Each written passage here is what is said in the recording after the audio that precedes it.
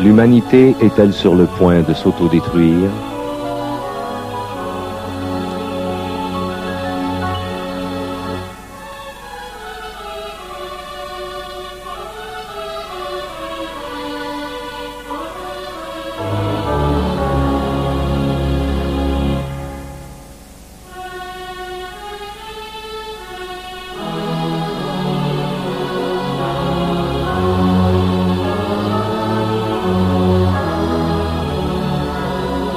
Y a-t-il de l'espoir pour l'avenir?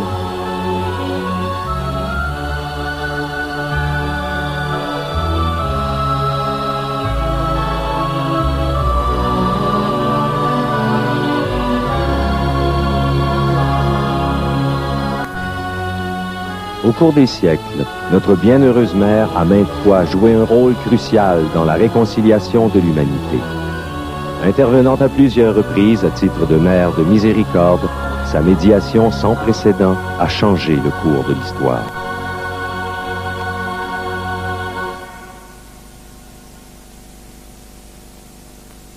Avec plus de 300 apparitions partout dans le monde, le XXe siècle ne fait pas exception. Armée d'un plan de paix pour le monde, elle apparaît au début du XXe siècle à Fatima, au Portugal.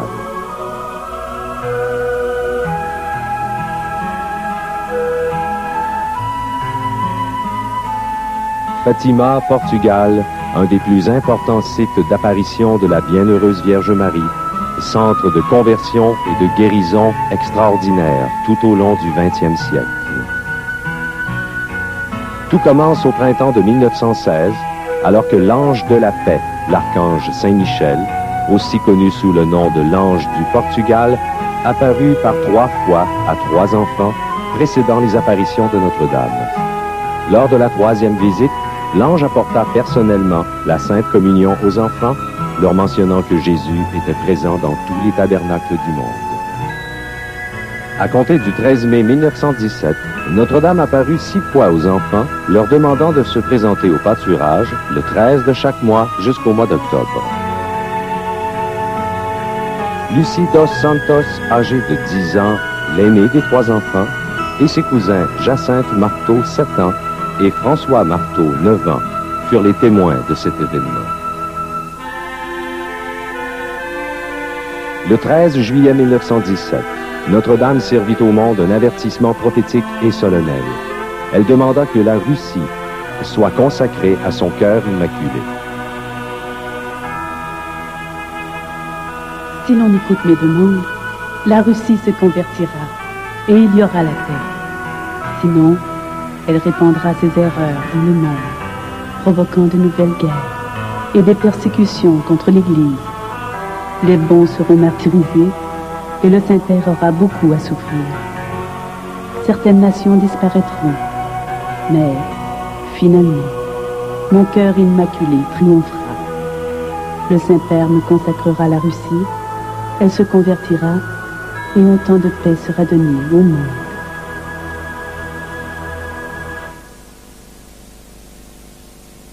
Notre Sainte Mère promit qu'un miracle se produirait à midi le 13 octobre 1917.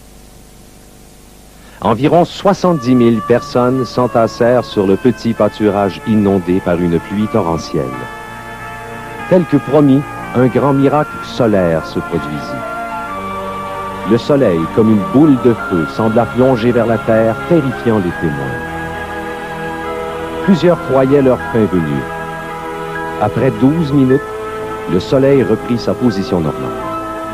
Le sol boueux et les vêtements des témoins séchèrent instantanément. Ce phénomène solaire était un signe majeur donné par Dieu, confirmant la gravité des messages donnés par Notre-Dame de Fatima.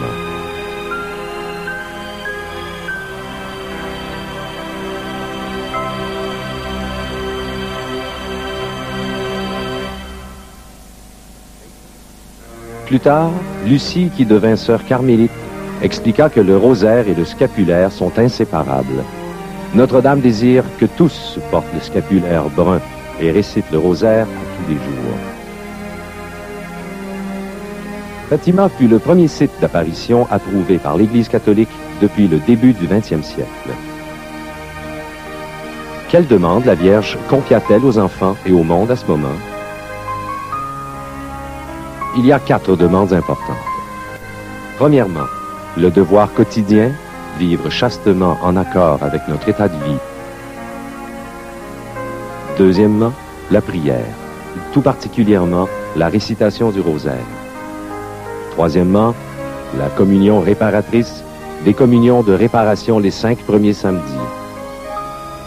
Quatrièmement, la consécration au cœur immaculé de Marie et le port du scapulaire.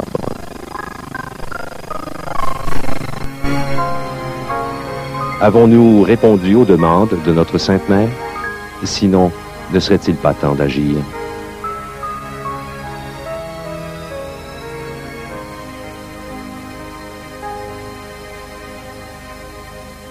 De façon de plus en plus pressante, Notre-Dame est apparue en d'autres endroits pour répéter le même message.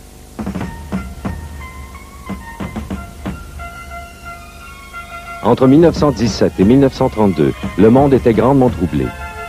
Les avertissements avaient été donnés à Fatima et Notre-Dame choisit encore une fois d'intercéder pour l'humanité en apparaissant à Bourgogne, en Belgique.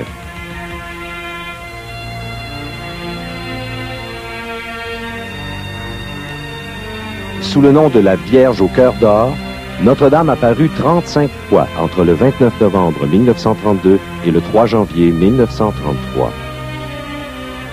Au cours de cette période, 5 enfants virent Notre-Dame qui reprit avec insistance le message de Fatima, prière, sacrifice et dévotion à son cœur immaculé. À titre de médiatrice de toute grâce, elle promit de convertir les pécheurs. Elle demanda aussi qu'une chapelle soit construite afin d'accueillir les pèlerins. Bourgogne fut le second site d'apparition à être approuvé par l'Église en ce siècle. C'est à Bourgogne que la bienheureuse Vierge Marie nous rappela qu'elle était Reine du ciel, notre Mère de miséricorde.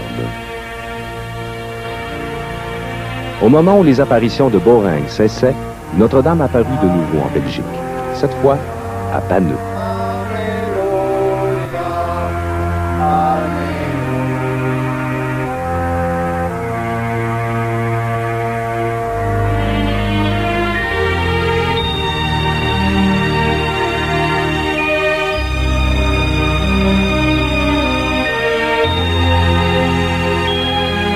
Alors que Mariette Bécaud allait avoir 12 ans, Notre-Dame se révéla à elle sous le vocable de Vierge des pauvres. Depuis 1933, elle lui apparut en tout 8 fois. Au cours d'une de ces apparitions, Notre-Dame conduisit Mariette à une petite source à l'orée du bois. Notre-Dame déclara que cette source était mise à la disposition de toutes les nations pour soulager les malades. Au fil des ans, l'eau de cette source pour toutes les nations a produit de très nombreuses guérisons dûment documentées. En 1949, l'évêque de Liège déclara que le récit de ces apparitions était digne de foi. C'est ainsi que fut approuvée la 3e apparition mariale du XXe siècle. Notre-Dame vint à Banneux pour nous rappeler encore une fois que dans le plan de Dieu, elle est le lien essentiel avec Jésus.